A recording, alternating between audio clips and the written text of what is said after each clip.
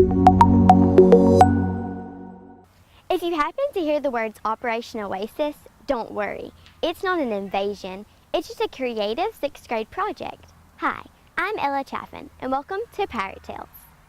The 6th grade recently completed a STEM exercise that allowed students the opportunity to solve a problem that actually occurred with the U.S. Army in Kuwait. This project involved several phases, which included Skyping an Army colonel, visiting the Redstone Arsenal in Huntsville, modeling solutions in a sandbox, and much more.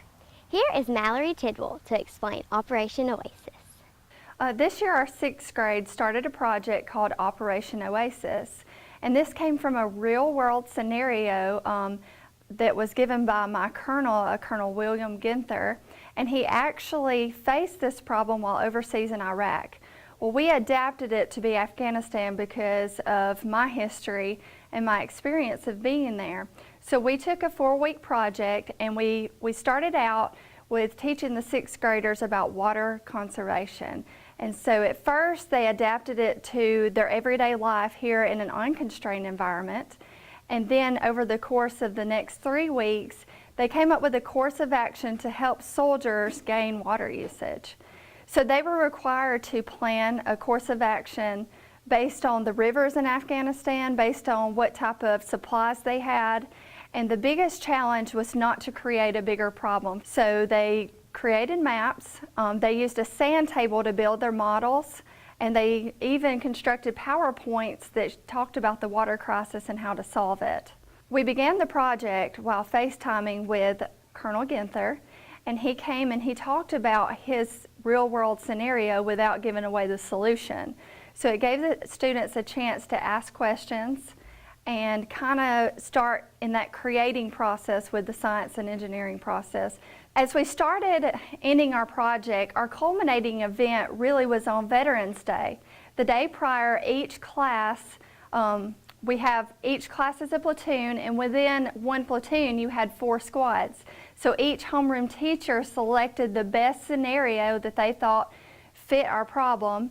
And then on Veterans Day, 2 colonels actually came, a full bird colonel and a lieutenant colonel, to speak in front of all of Winfield City Schools. And then afterwards, we had the top winners come in our board office and present to the colonels in person with their models and their tables and their PowerPoints, and then they were able to pick the overall winner.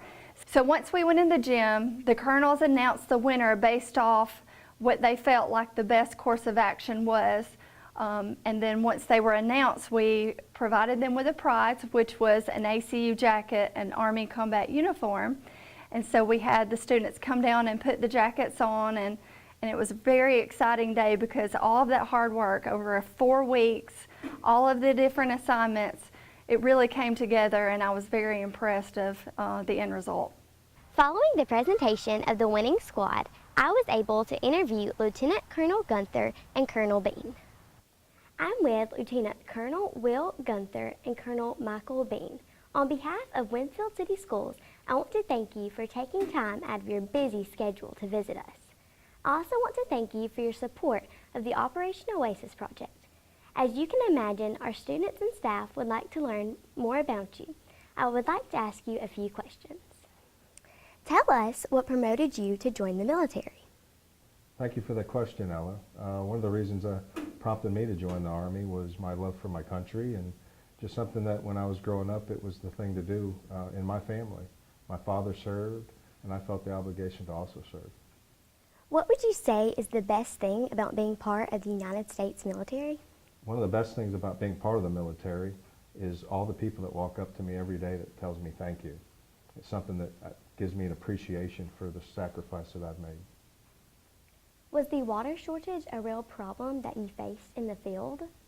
Yes, this was a situation that happened in my second tour, 2008, summer of 2008, just south of Mosul, Iraq. How did you solve it? One of the best ways we found to conserve water was to actually move the laundry that we had. This was a base of 5,000 people, and to haul that laundry to a base that was about 50 miles north and do that laundry there so that we didn't have to bring the water onto our base. We also restricted other areas that you don't think of as far as washing vehicles and construction, so those are some of the best ways, plus very short showers. What did you think about the 6th grade student presentations? I was amazingly impressed by everyone's presentation. Obviously a lot of effort had been put in, and I thought everyone presented well and did research and came with credible solutions. I want to thank you both for taking your time and joining us today. What an incredible learning experience for the 6th grade. We appreciate everyone involved in this project. I'm Ella Chaffin. Thanks for watching.